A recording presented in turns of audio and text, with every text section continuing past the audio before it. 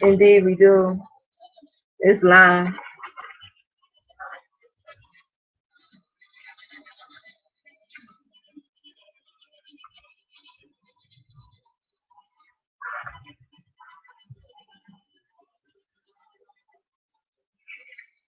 Mhm. Mhm. Wait, which book are you on? Which book are you? In them days or something like that. I don't know what the fuck.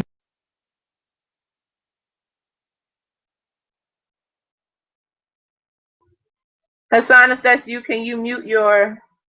Thank you. All right.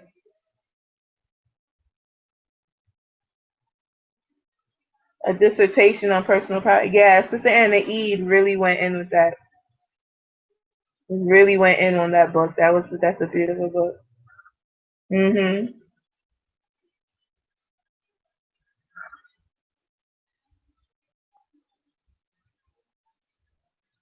Mhm.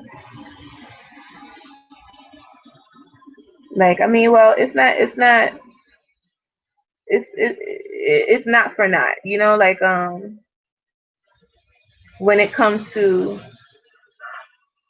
breaking it down, it just comes down to knowing who you are and knowing what to request from these people. And it really does thoroughly come down to understanding contracts. Um, you got to know who you're playing up against. And once you get that down, then what you ask of them or request of them or demand from them is not going to be so hard because your tone will change.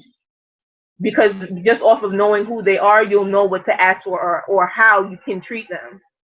You know, and I'm not saying that to say you're going to be, I'm not saying that to say that you want to have this abrasive attitude, but at the same time, when you request something, you're not going to be, soft spoken about it. You're going to be like, okay, well, according to the Article 6, Section 6, treaties are the supreme law of the land, interject the Declaration of Rights of Indigenous People, along with these, correlating with the Constitution, you are also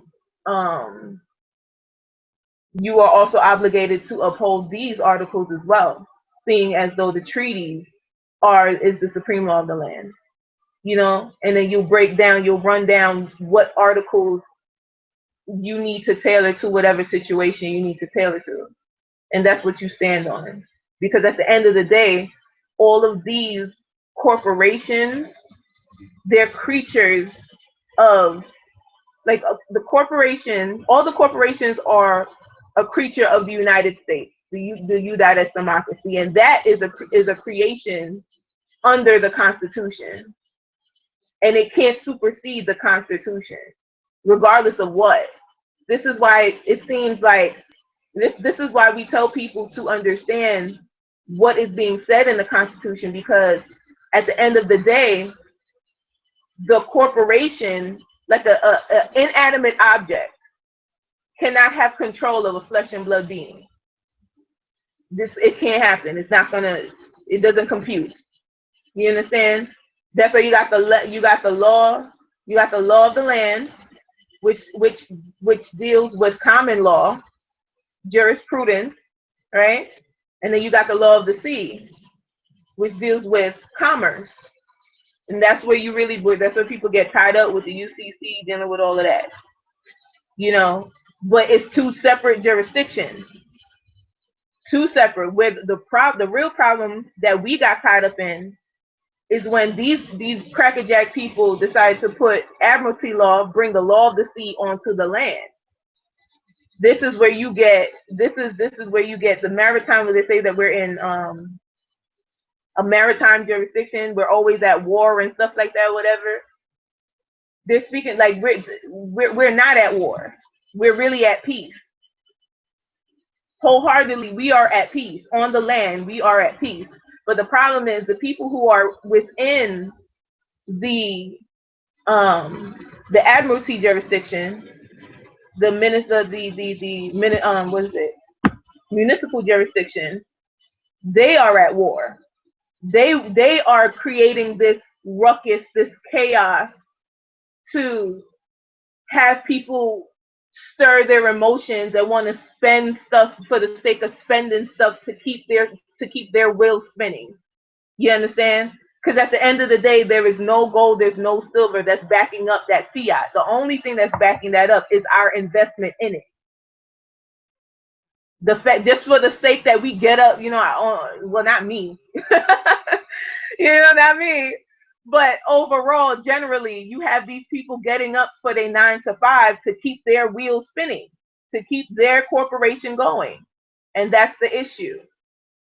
If we boycotted everything, if we only dealt with truly down to the nitty gritty, the bare essentials, the necessities like toilet paper, some water, but even the water, like, we'll walk to a damn fresh stream before we go to a damn Aquafina vending machine. You know what I'm saying? Like, if we were to really get back into that mentality, into that mode, there is so much that we could shut down. But people don't want to take that chance,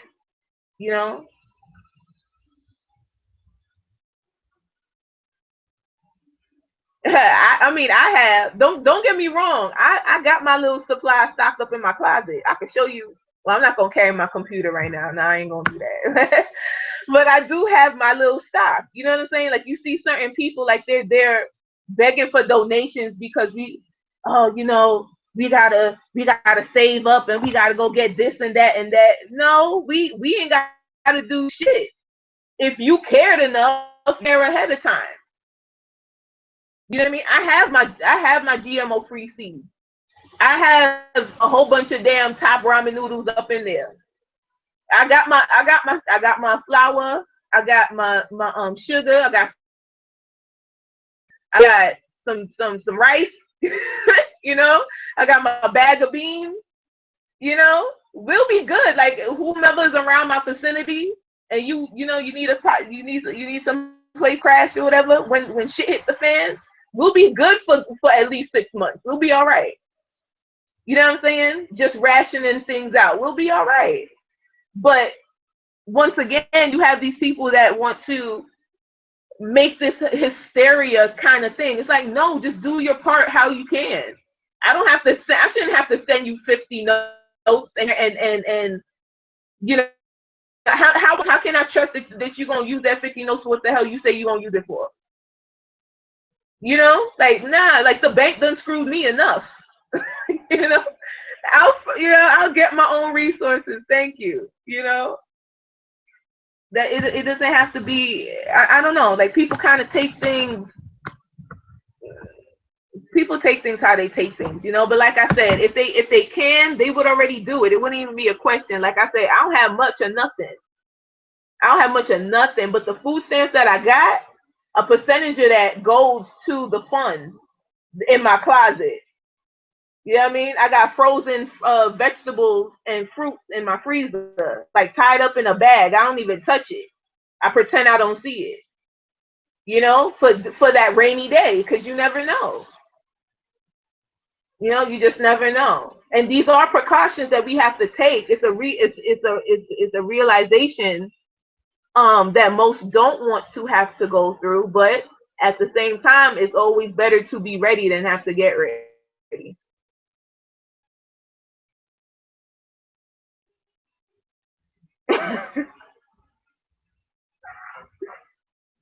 Yeah. Islam, I can't see. Yeah. Wait, Pete, hold on, sis. Pete, 1 second. Peace of sign, would you say? Nah, is this still video? Because I can't see anybody. You can't see me? I thought I was on camera. Hold on. Let me see if I have to switch it over. Wait, hold on 1 second. Let me see. I think I have to switch it over. Uno momento, por favor. Uno momento.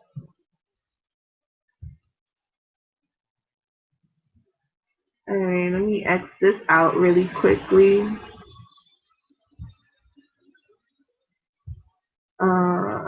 I'm looking for camera. Okay, camera on. It says the camera's on.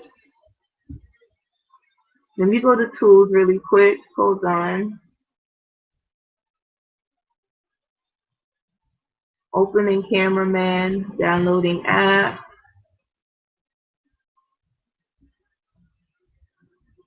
It's 8 o'clock now. Let me see.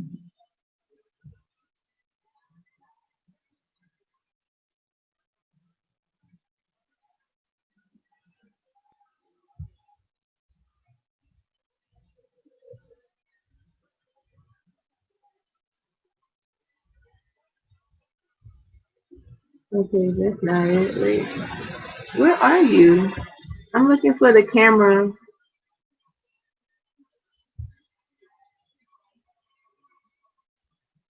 Okay, can you see me now, Hassan?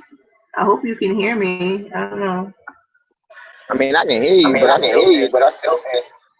You don't see anything? Because it's on now. No, it's all black, and I just see live. Huh? It's an all black screen, but I see the tag. Yeah, we're live right now. That's it. But, I don't know. I don't know why you can't see me. It's all good, I guess. I don't know. Are you twirling your tassel? Is that what you're doing? Yeah, I'm at some kind of like jazz with my brother. I thought you were with your brother. Look, we were like we keep like class, and then I mean I had to in my head the whole. Everybody's like, come on, it's stuff going right now. But I'm in the class trying to see you at the same time. All right. Well, I'm speaking with the sister, Barbara. She's on the call with me now. So I'm just breaking down some things with her as I'm live. But we didn't really get too started. It was just more so going over different details of preparation, pretty much. That's what we were just conversing about, right, sis? Like food stuff. Just preparing for that. Also, don't be afraid to go to the dollar store. A lot of people skip over the dollar store too often. There is so much there. I mean, like toilet paper, napkins, like even seasonings. I think it's General Dollar is called. If you was to go like to generaldollar.com, you can buy things in bulk, right? Stack that up. You can. Oh my gosh, like there are avenues out there if you're not so picky, because no, you're not going to be able to save fresh produce for 6 months unless you have like a what you call it, a dehumidifier. You know what I mean? Like to where you can vacuum pack it and Yeah, I'm still listening. Like I just don't want the music to be out. You're really choppy, Hassan. But yeah, but you definitely want to make sure that the items, the foodstuffs that you do produce can't rot, won't mildew if you hold on to it for like at least a year. You want those kind of items. You know what I mean? So get the rice.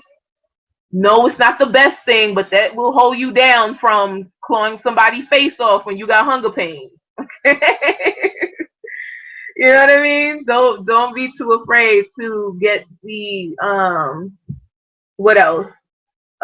They have like free was it like an instant potato mash or something like that? I didn't get none of that, but I mean, just get what you can. You know what I mean? Beggars can't be choosers in certain situations. So you really just want to make sure that you get what is available now and you can save for that rainy day. So yeah, that's pretty much it. But okay, so let's get back to Zodiac, right? Where we left off before they tripped us up, right? Before they cut us off. I was stating that Zodiac is a compass. It is no different than GPS. All right? It's not meant to be the end all be all, because it's not. All it is a map, or a, like I stated, a GPS, a navigational tool to let you know where you're at literally in life. That's what Zodiac is. So now you have these 12 houses, right? 1 through 12. You start with the first house of self, going all the way to the 12th house of undoing, right? When, as you're strolling through the sign, where's my little, okay, so because I don't want to mess up the thing with my finger. But as you're strolling through the sign, starting with Aries in the east, right? That's your ascendant, or your vernal equinox, your new year, right? As you're strolling, or as the sun is passing through the zodiac, I'll do it that way because I don't want to lose you guys. So as the sun is passing through the zodiac, starting from Aries, going around to meet the end of Pisces and rebirth itself back out of Aries, right? It's going through different stages. So the first house is the house of self. This is the I am. This is your self-awareness. This is where you're like, okay, I'm here, I'm present, what's going on? This is the house, the energy that's in this first house is what your overall general attribute is. Like as far as meeting people or dealing with people on a day-to-day. All right? Then you have your second house of possessions. That house deals with what you have. When I say what you have, I mean like literally what you have, like down to what's in your fridge, the clothes on your back, your family, right? That's what this house deals with. The how much money you got in your bank, you know, all of that. Your third house is the house of communication. Let me just make sure that I have it out, because I want to. 1 second. Let me just make sure that I have everyone seeing it.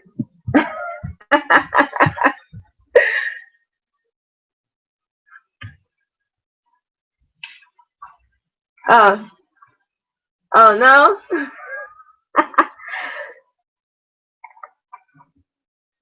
Nah, trust, I got you covered though. Don't worry, sis. I got you covered. Ain't nothing crazy going on, you know. No, I'm live, but you're on my phone. Mhm.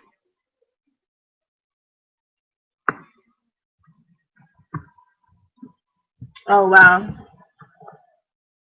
Oh wow. All right. Well, I'm gonna wait. Let me see if I can just maximize this. Let me close this out. All right. And Hassan is still there. All right. So yeah. So we're going through the zodiac right now, and like I said, the first house Aries, the second house Taurus, the third house is Gemini, the house of the house of communications. That deals with your neighbors, your closest relatives, as well as your initial understanding of things. Like this is where you first start this is the house of your first conversation. So your first conversations typically would be with your school, your brother, your sister, cousins that are close to in age with you. You know, maybe you have a next door neighbor who's your best friend. You know, remember we're actually going through the experience of the sun as it's traveling through the signs. All right. So with the Aries, it's yeah.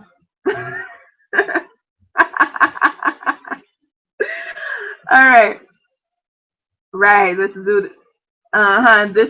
This is your trine. We're gonna go through that. All right. And then I have the symbols down here for the planet, the sigils. All right. So now, yeah, so we're going through the houses as I stated. So you got the house of self, the I am, the presence that you're here like a newborn baby, fresh out mama womb, you here, right? Then you got the house of Taurus, or the second house of possession.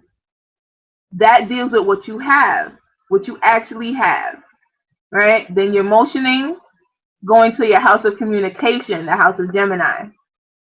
That deals with your initial, like your first conversations with people. This is why I said you would bring up your siblings. This is why they say that Geminis are so close with their siblings, because those are the first you stick with your Geminis stick with those who they feel are closest to them.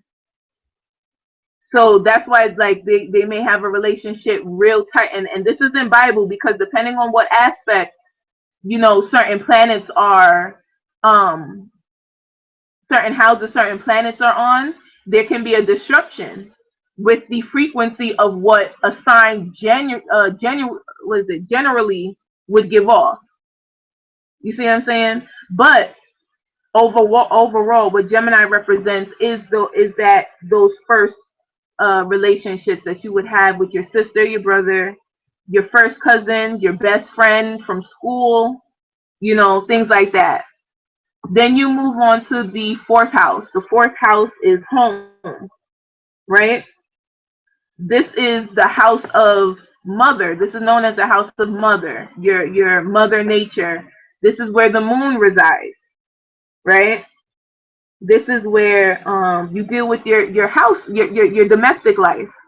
This is your literal home, and how you react within your home, your confines of your home. That's what this represents. Then you have the fifth house, Leo, representing the house of creation. This is your will. So when you hear, like for instance, you hear people say the conquering lion of Judah, right? They're speaking about Leo, that Leo energy, that dominant, like I will do this. I'm gonna do it. I have that power. That's what they're talking about. That creative energy, that God energy to generate and manifest something. All right, you still following me? All right, just making sure. All right. Okay, cool.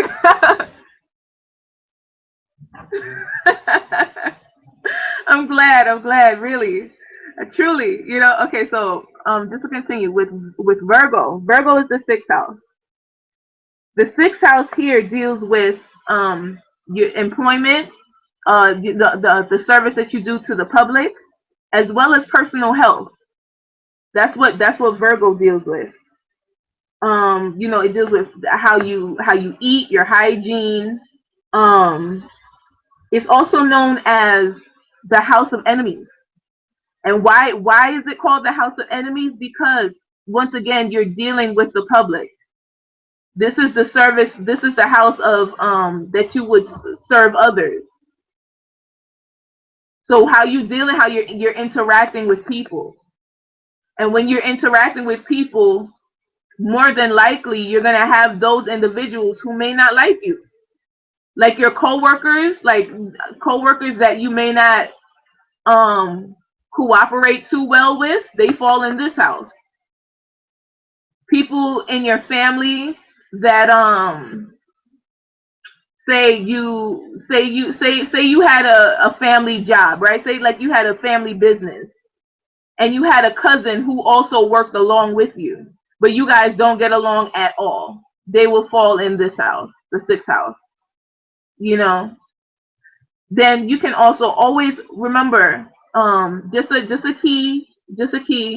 always do a reflection of your polar, because it really is, although it looks like it's how can I put it correctly without having to confuse you? Although it is 12 houses, it's really only 6 bodies. And why I say that is because one is a polar opposite of the other. So, for instance, with Aries, Aries is the polar opposite of Libra. Aries ruled by Mars deals with aggression, war, ecstatic energy, very passionate, makes no apologies, like my presence will be known kind of attitude, right? With Libra is more, I don't want to say passive, but it's not as abrasive as Aries. It's more harmonious.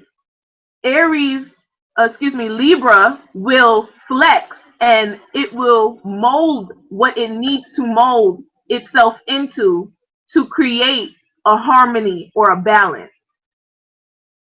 Aries won't do that. Aries is very strict, very in your face. You're going to accept me for who I am. I make no apologies.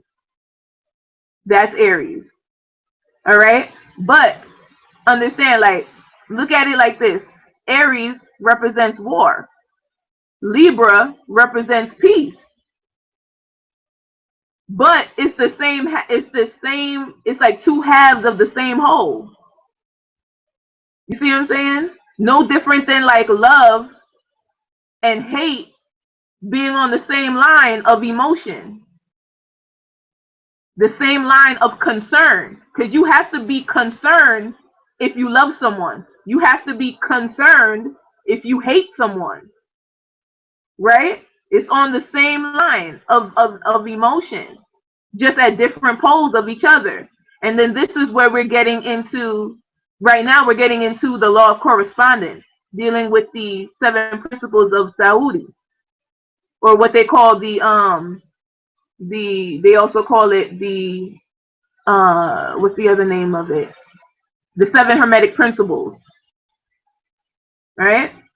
But it's all the same though. When you break it down to its essence, those 7 principles represent the universal principles that govern us here in this 3rd dimensional plane. All right. All right. So all right, so we were at Libra. Now we're moving into no, we were at Virgo. We're going into Libra now. Libra is the house, it's the 7th house. That is the house of partnerships. That it does not matter what. It's like it's those that you have a union with, those that you sync a bond with. So here it could be your girlfriend, your boyfriend. It could be your business associate that you made a contract agreement with.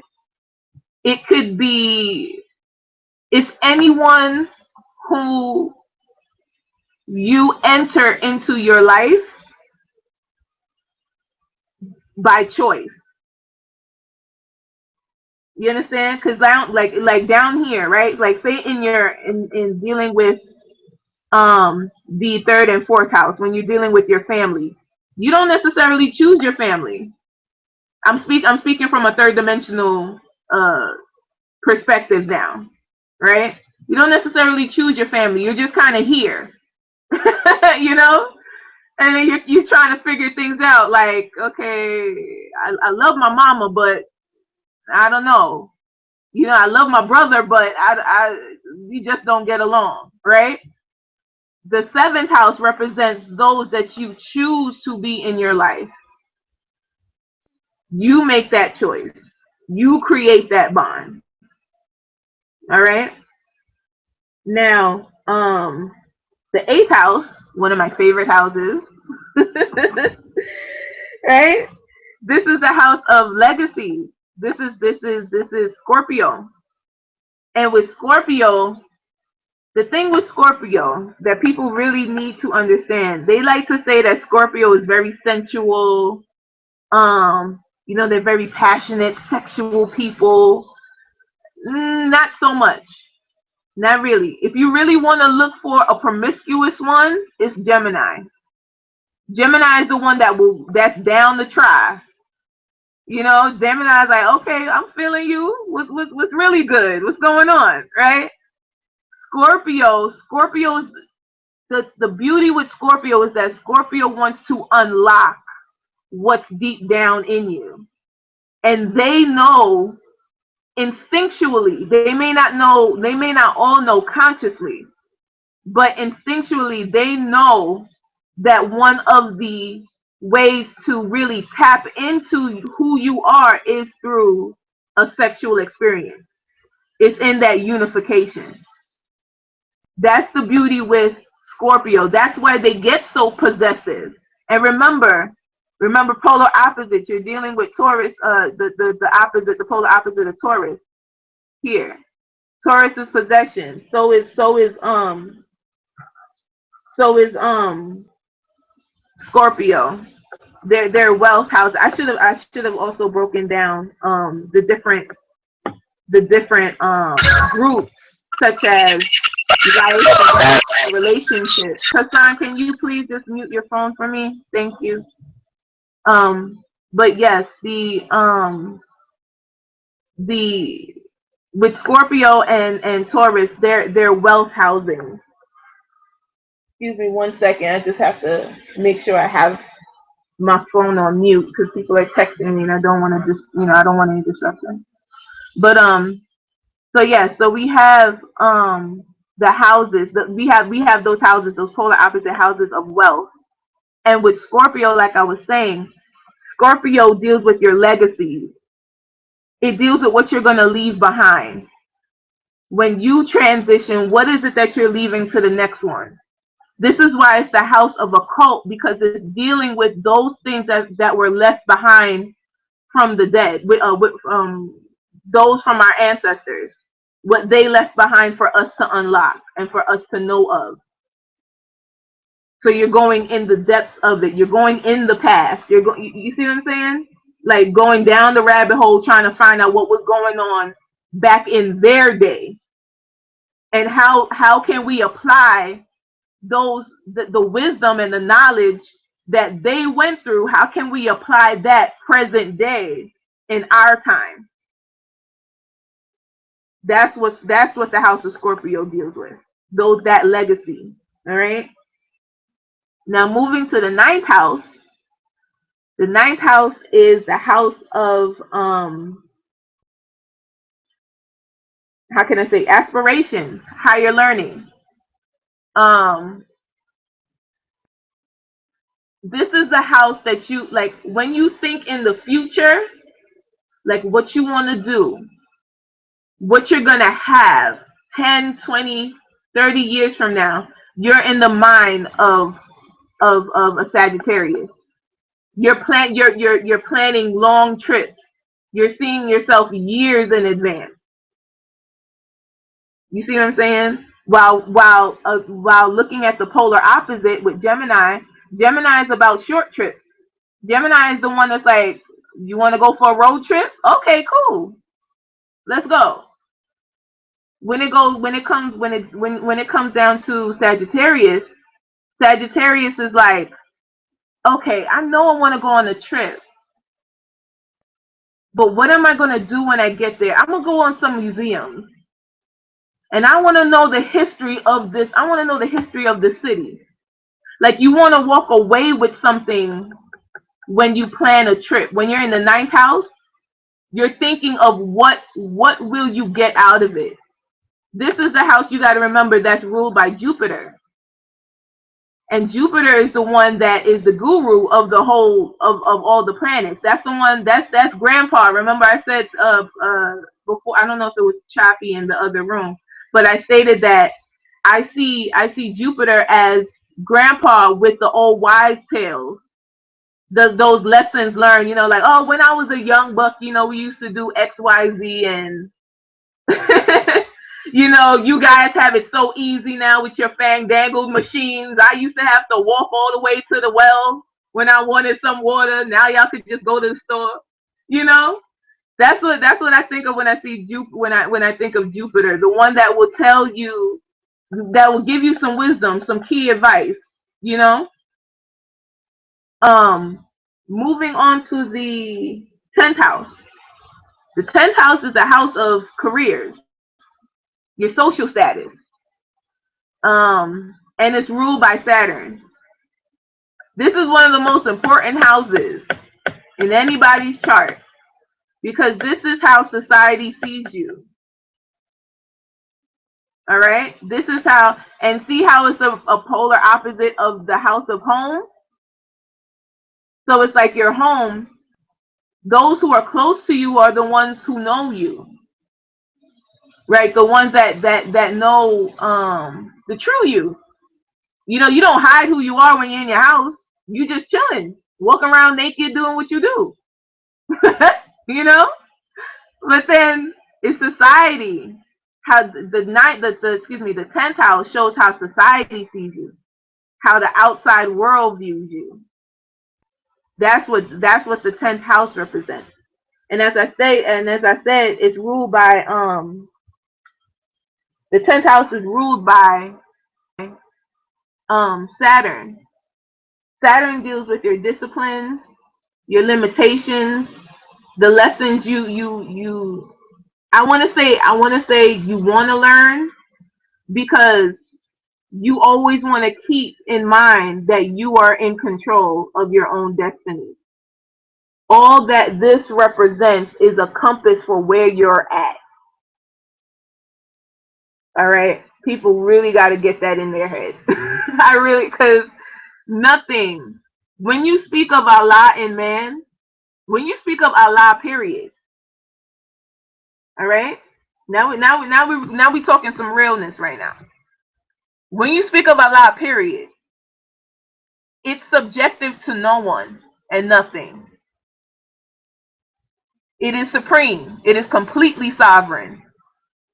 And there's nothing above it when you speak of Allah. All right? Now, when you say Allah and man, which is what we represent as human beings, so-called human beings here on this earth plane, there's an essence in us that we are aware of, and we know that is the source from which we came as beings. This is why we say our prayer, our Moorish prayer. We started off, Allah, Father of the universe. Allah, Father of love, truth, peace, freedom, and justice. Allah is my protector, my guide, and my salvation, by night and by day. Through his holy prophet, Juali. Right? We understand that power cannot be overcome by anything. And when you tap into that power, understand you yourself are becoming that power. So you're not subjected to nothing, even the Zudakayas. Now some people gonna be like, oh, blasphemy, what you talking about?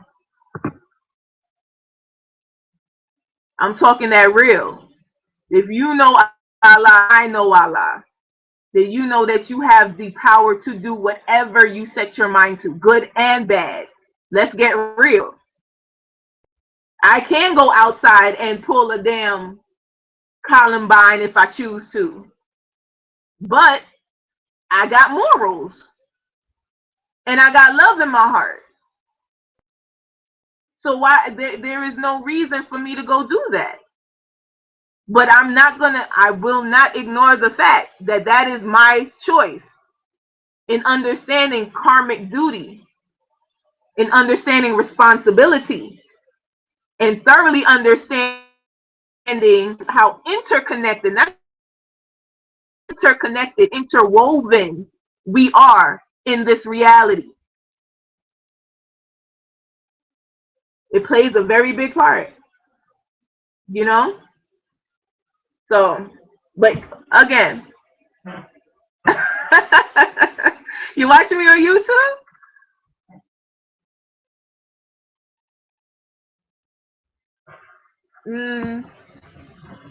It's a little bit slow. Okay, so you see a little lag time. Okay, as long as it's being recorded, we're good. All right, so yeah, so now that's the house, the 10th house we was just talking about, dealing with society. All right. Islam. All right. And then okay, so Aquarius. People love Aquarius. We're in the age of Aquarius. Right? That's the 11th house, and it deals with your friendships, what you wish for. It also deals with those things that you long for. It's like if I had this, I would do, I'll be doing so much more. That's Aquarius talking. And then remember, looking at its polar opposite, dealing with its polar opposite, which is Leo, you're talking about creation. You see the connection? So in one house, you're talking, in one house, a house of Aquarius, you're talking about, I wish I had more money. I would, you know what? I would make my own business. I don't have to deal with nobody talking nothing to me in my ear. You know what I mean? The Leo energy within the same pole is being activated with that wish.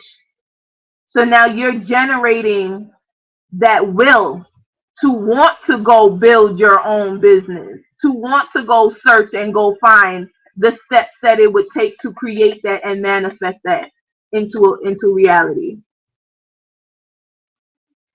You get what I'm saying? So that's what, and also it deals with your stepchildren as well. In Aquarius, it deals with the stepchildren in the regards of, how can I put it?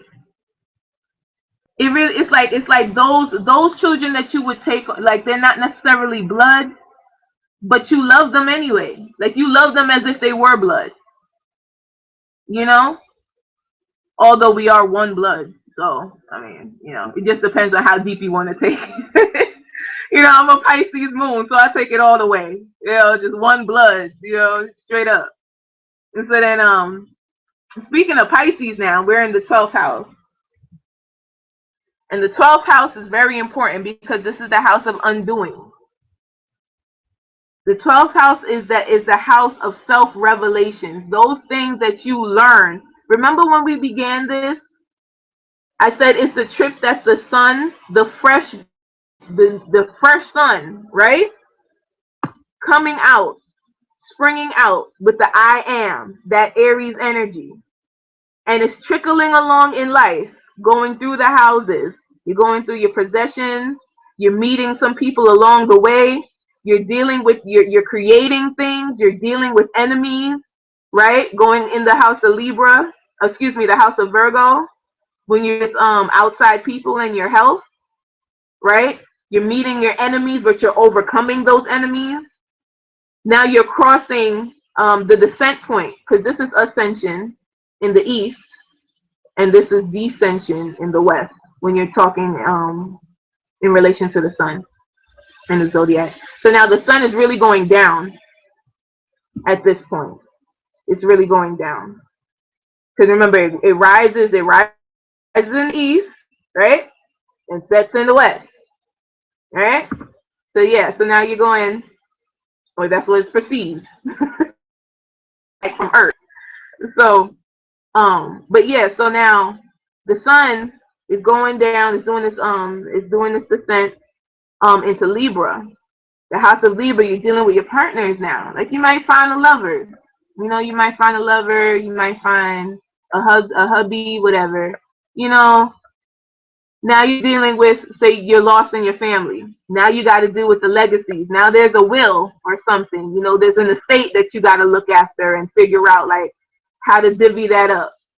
You know, you got to figure that out. Now you're going to, you're coming out of Scorpio, the 8th house, going into the 9th house of aspiration. Now you're thinking about life a little bit deeper. Now you're thinking like, okay, you know, I have all this experience. Remember, the 9th house is ruled by Jupiter. So now you're in your Jupiter mind when you're in Sagittarius. You're like, I have all this experience that I went through from Aries going to Scorpio. I have all this wisdom that I have, you know. Now you're planning, now you're plotting, now you're getting into deeper thought. This is why they say that this is the house, the 9th house is the house of the gurus, your teachers, those that will guide you and let you know their experiences, so that hopefully you can learn from them and may not have to make those same mistakes that they made. You know? Now you're passing from the 9th house into the 10th house. This is careers. Careers, once again, that's how society sees you. This is your social status. So say, you know, you want to be, I don't know what you want to be. You want to be a teacher. You love all the experience. You want to instruct people how to open their own business. So you open the business. That was your creation that you wanted to make. That was your urge in life. You created a business. It was profitable. You want to teach other people how to do that. So that's what you would do in your 10th house, and that's how society would see you as that business teacher, that business instructor, right? And when it comes to your business, you don't play no games. Represented by Saturn once again. So that's that discipline that kicks in when it concerns your business, correct? All right, you know. So now you can. So now you're moving down. You're moving down, and now you're in Aquarius. Aquarius dealing with your friends. Those aspirations. When you do with your friends, you got those feel good. You got those feel good vibes. You're networking. You know, you're talking about different things. They're talking about their life. You're talking about yours. You're swapping ideas when you deal with Aquarius. This is why they call it the water bearer. Because when you're dealing this in Aquarius represents the network, like the literal network that occurs. This is why technology is the way it is. Look how fast it is. How we connect instantaneously, and distance isn't even a question. Who cares where you at? We talking. You know what I'm saying? Who cares where you at? We together. We together right now.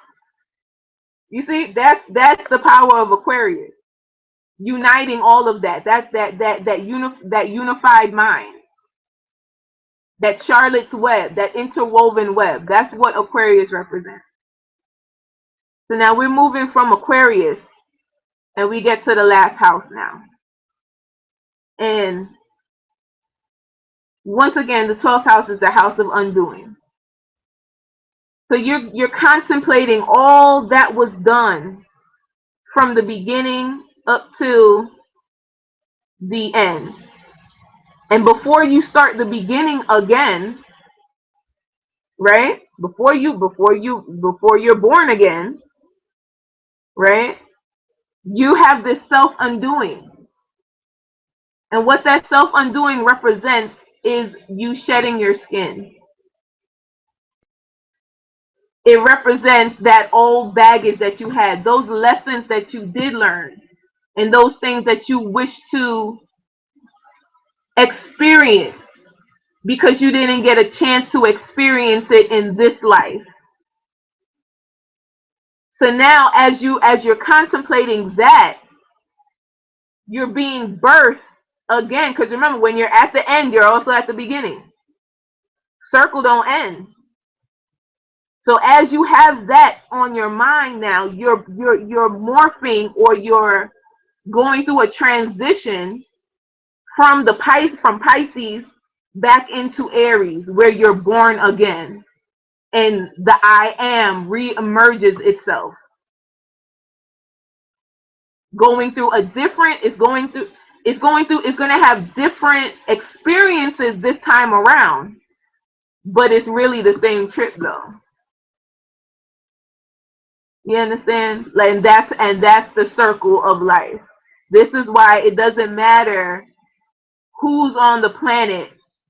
Somebody could relate to somebody, because we're all on this journey called life. And Zodiac represents that circle.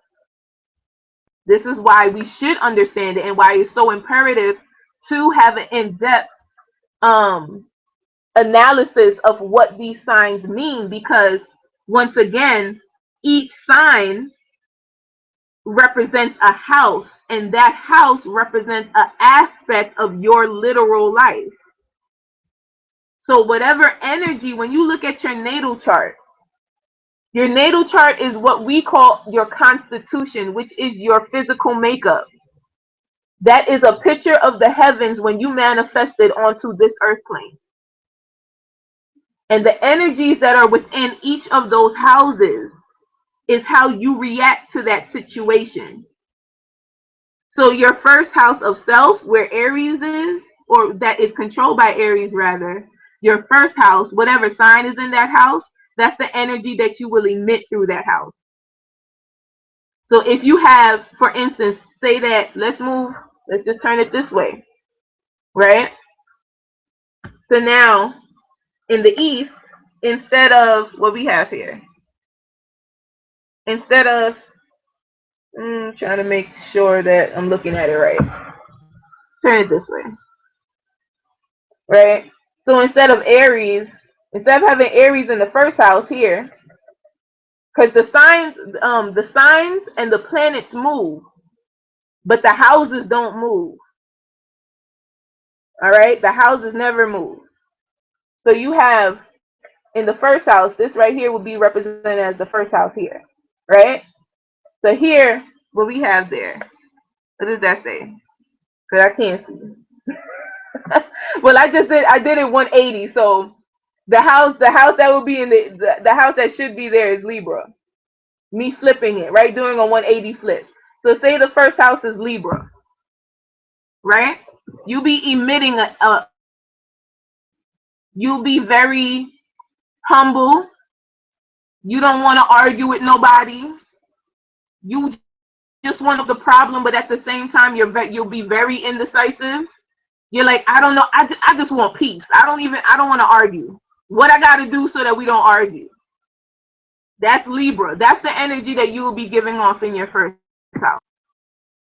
You know, and everything else will correspond accordingly, because the signs it doesn't go all over the place. They go in the order that it's in. It doesn't move. So when you have Libra in the first house, what's after Libra?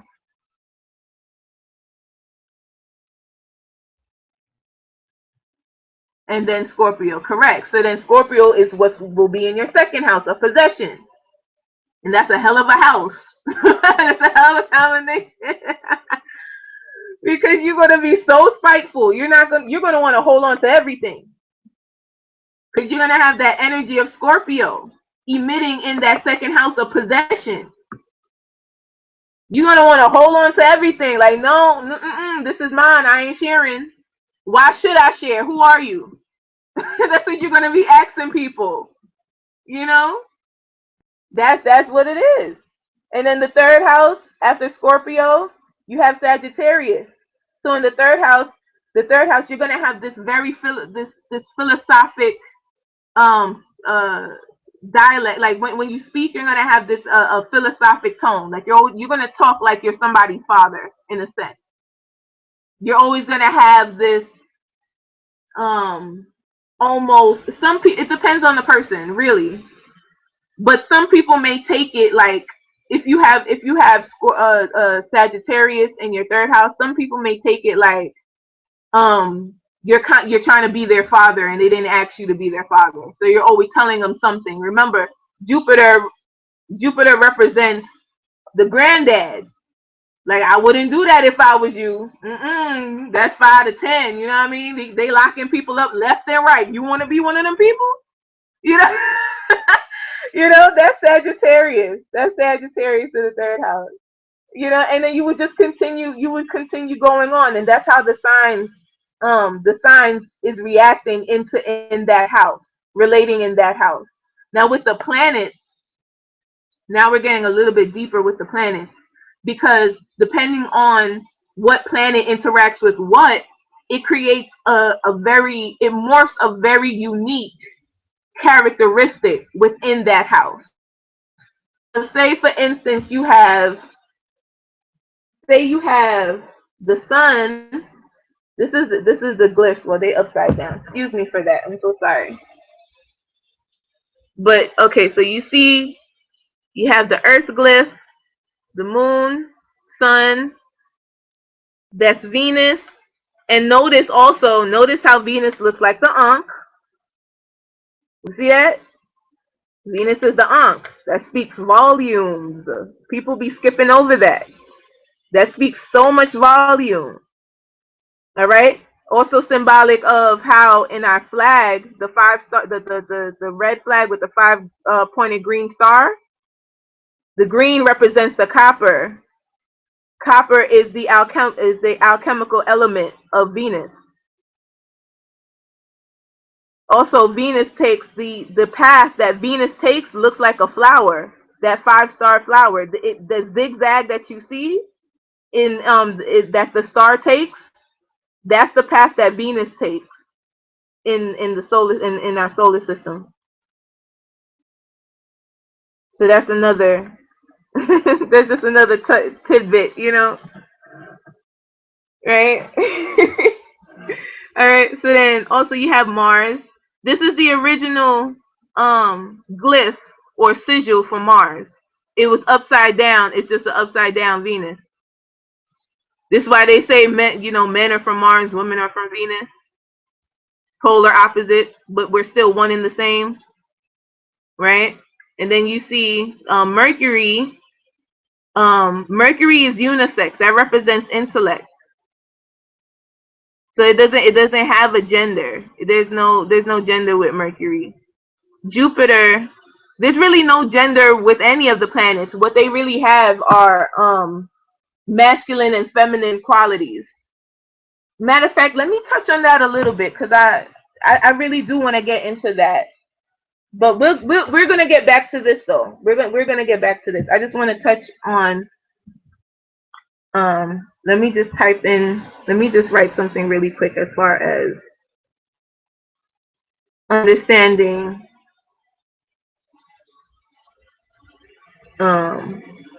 different energies. Like, one of the misconceptions that our people have is attributing masculine energy to a man or a male, and feminine energy to every living thing is comprised of masculine and feminine energy. So me in this flesh form as a female, I encompass masculine and feminine qualities. A man or a male, because really, honestly, when you say man, you're speaking of a species. You're speaking of arm, leg, arm, head. When you say man, it's not exclusive to the one with the fat. It's not. It's also with the one with the womb. Primarily with the one with the womb, really, since it was through the womb that the phallus got here. The one with the phallus, the one with the phallus got here. You know. So we really got to stop. You know, don't just keep things in its context. You know, keep things in its context. So when I say, "Hey, man," when I call you man, understand that I'm not saying it in a masculine way. I'm really saying it in a unisex way. because it's really meant for both people. It's meant for both parties. All right, so now we have, wait, let me just, negative, positive, feminine,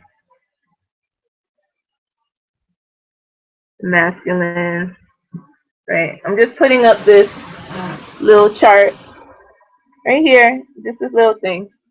And it's only just to show why they look at females. This is my analysis that I see when looking at certain schools of thought that wish to extract the female presence, right? I don't want to name no names because I don't want nobody suing me for nothing. All liberties reserved, all rights reserved, by the way. I should have said that from the beginning, but you know. But all liberties reserved. Now, when dealing with negative and positive energy, negative energy is considered feminine. And because our concepts are messed up, people associate that negative energy with females. This is why in certain schools of thought they call the female a devil. They're like, oh, if it wasn't for the woman, Adam would have never bit the apple in Garden of Eden. Right? All that stupidness. Right? But it's not, once again, when you're speaking of these energies, it's not meant to put a gender on it. Because we are each comprised of these energies. You have the negative and you have the positive. You have the feminine attribute, what is considered to be feminine attributes, and what is considered to be masculine attributes. You know? It's not meant to, in one's intellectual mind, when you see a male man, you are not supposed to look at him and say, okay, he's positive energy, so I need all men to have nothing but positive energy. This is the misconcept that one particular school of thought deals with, that eradicated the feminine principle. All right? I don't want to name no names because, like I say, I ain't trying to deal with nobody on my page.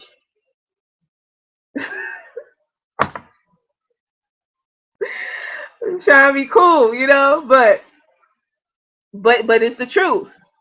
It is the truth. When you deal with energy, it's not meant to be cut and dry. Like, okay, well, positive energy is considered masculine, therefore the male is the one that's positive, and the female, the negative energy is considered feminine, so therefore the female is evil and is the devil.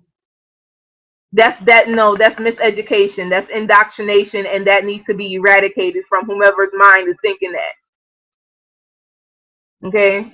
When you're dealing with energy, all you're doing is just that, dealing with energy. No different than a battery. You need the negative and the positive in order for that power to generate. That's all it is. All right? So, yeah. So, now that I said that, we were going to go, where's my tissue? I'm just going to erase. I'm going to erase some of this. And I'm going to start.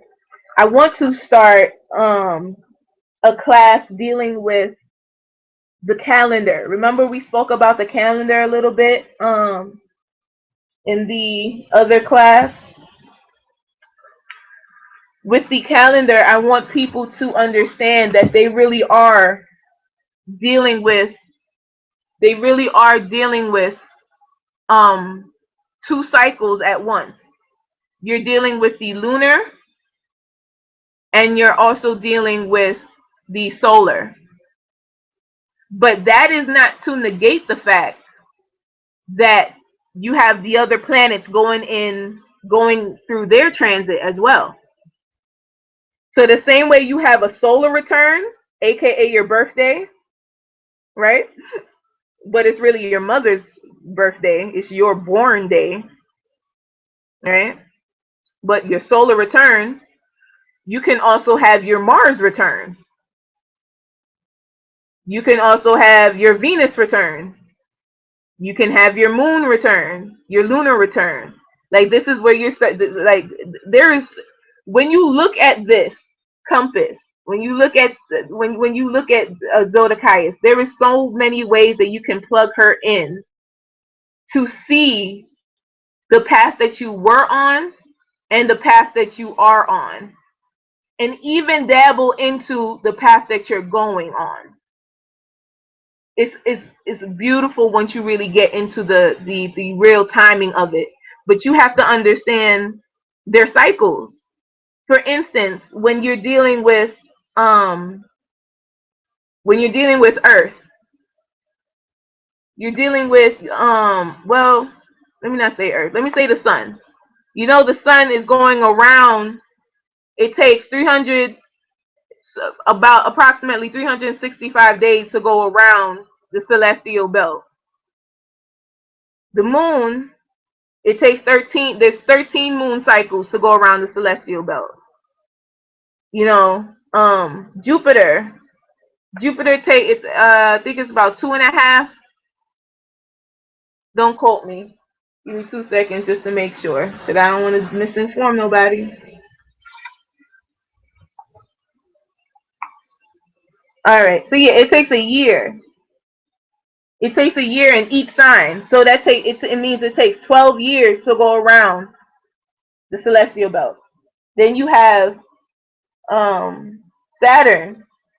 Saturn takes 7. Wait, is it 7? No, it takes 2.5 years in each sign. 2.5 years in each sign. Then you have Uranus. Uranus is 7 years. Now we're touching the generational planets. Pluto takes 20 damn years.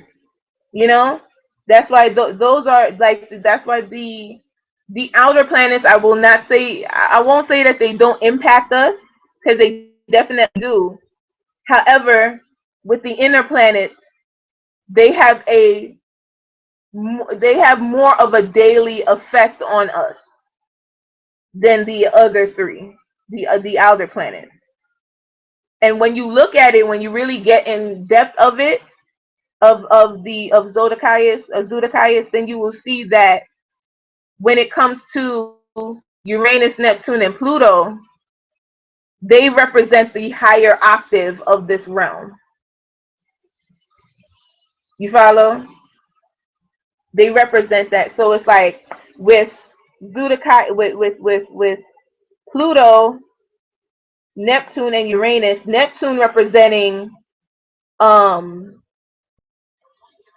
that could people have different interpretations.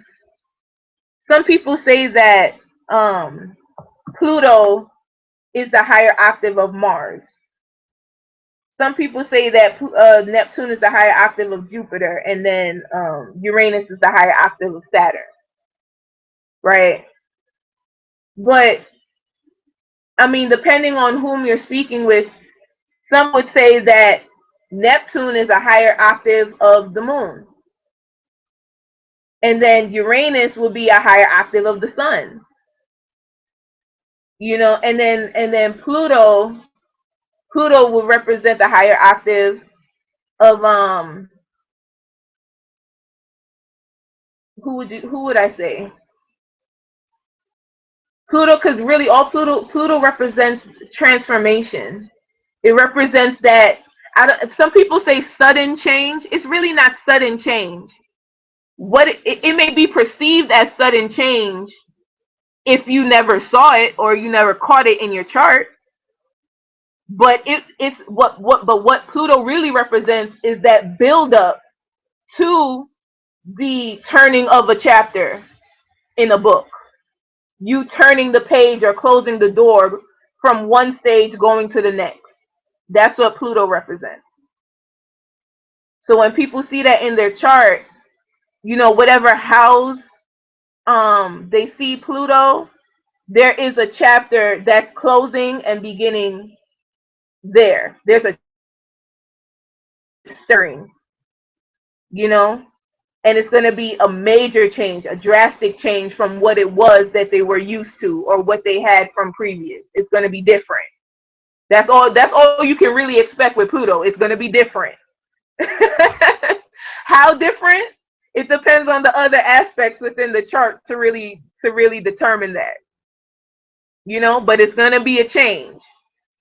It's definitely going to be a change. So that's really like just a little quick overview. We touching on almost three. We trying to get it together, you know what I mean? But almost 3 hours we touching on this. I don't want to I'm gonna wrap this up a little bit. I'm gonna wrap this up right now. Is there any questions you want me to ask while I'm still filming? I did? No, I went through Pisces. The undoing. Yeah, Pisces. I stopped at Sagittarius.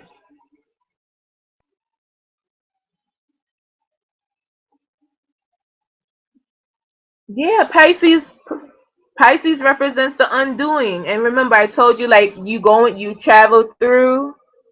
Yeah, you go through. You're going in your mind. You're thinking of all the things, all the experiences that you went through, and you're stripping yourself, like you're shedding your old skin to be born new in Aries again.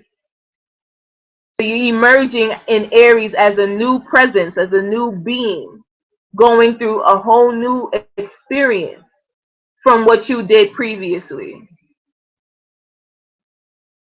That's what Pisces is. Yeah.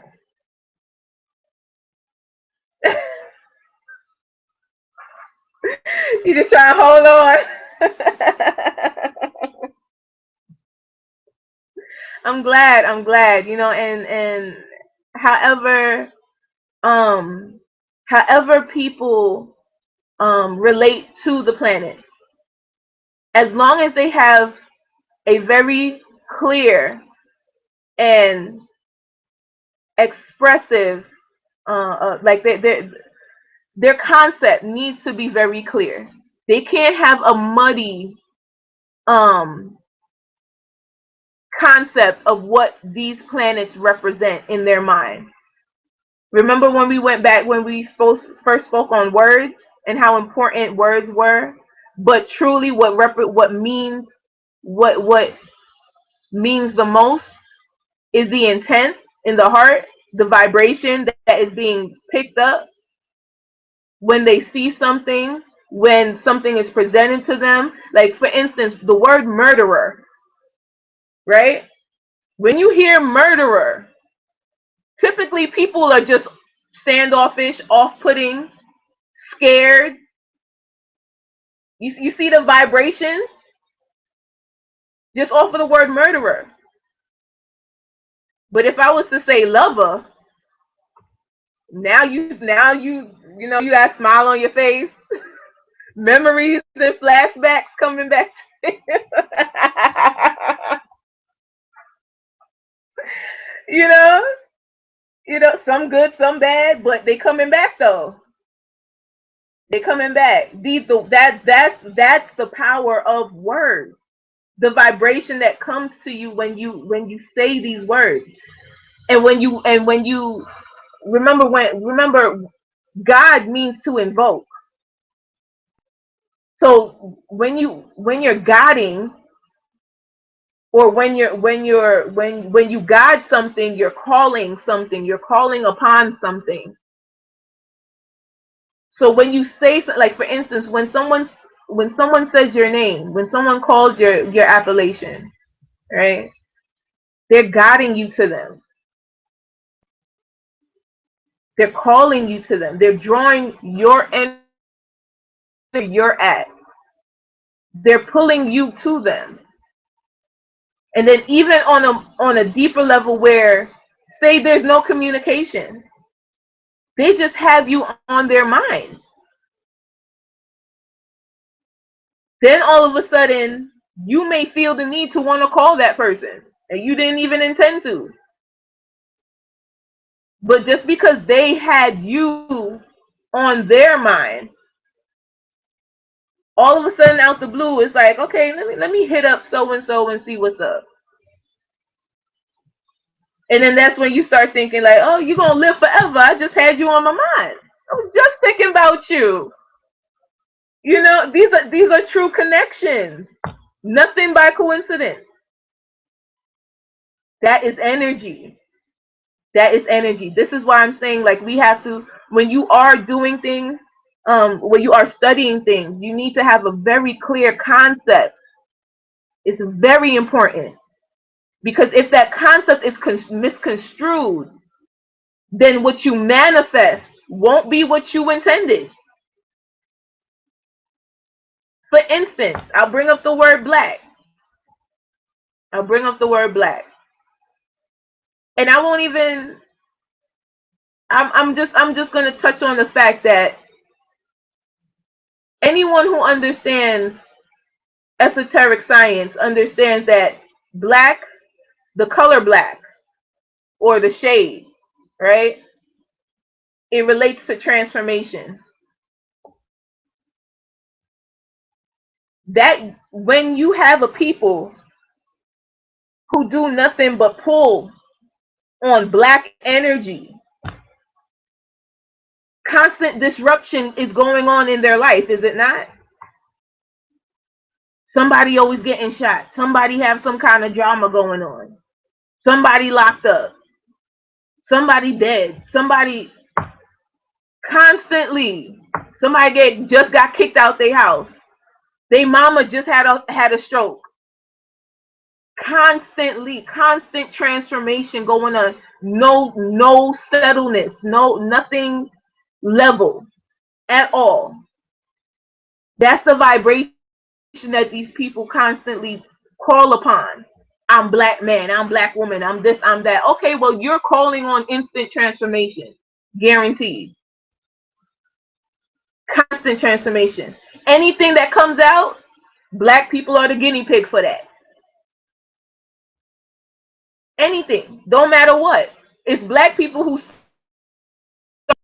start sagging your pants. It was black people who started that. Now everybody want to sag their pants, thinking that is cool. Because the melanin, at the end of the day, the melanin holds the power. Us being the first, the original, people are going to follow behind us. This is why we get so upset at Moors, at our unconscious Moors. Because had they known better, they would do better. And the example of them doing better is going to be what others look to mimic and to imitate. You see what I'm saying? That's really what it is. Like, it's not, it doesn't even necessarily, well, it does matter what you call yourself. It really does matter. Because it's no different than a female calling herself a bad bitch. In actuality, you're calling yourself a female dog, and you expect a man to treat you like a empress, a princess, but dog energy. This is why they act so irate and crazy. And then you have our melanated sons running to the modern European, talking about they're easier to deal with. That's their one, like, that's like the number one reason that they have. For whatever reason, they say they're not high maintenance. They don't mind doing things for me. I don't. It's not a screaming match constantly. You know, that like, really, that's their one reasoning for wanting to deal with them, because those who call themselves the so-called bad bitch operate as such, conduct themselves as such, and then want to turn around and cry out, cry wolf when nobody want to deal with them. It's the energy. It's the energy. That's what it comes down to. And until people can understand the energy, they won't manipulate it. They won't be able to harness it. They won't be able to utilize it. Instead, they'll be used by it, which is what black people, that's the condition that black people going in right now. All minorities, actually, not just black people got it the hardest, but minorities collectively are going through some stuff right now. But I'm going to leave it there, and I'm going to sign off on the broadcast. I'm going to close out. I should have started the broadcast with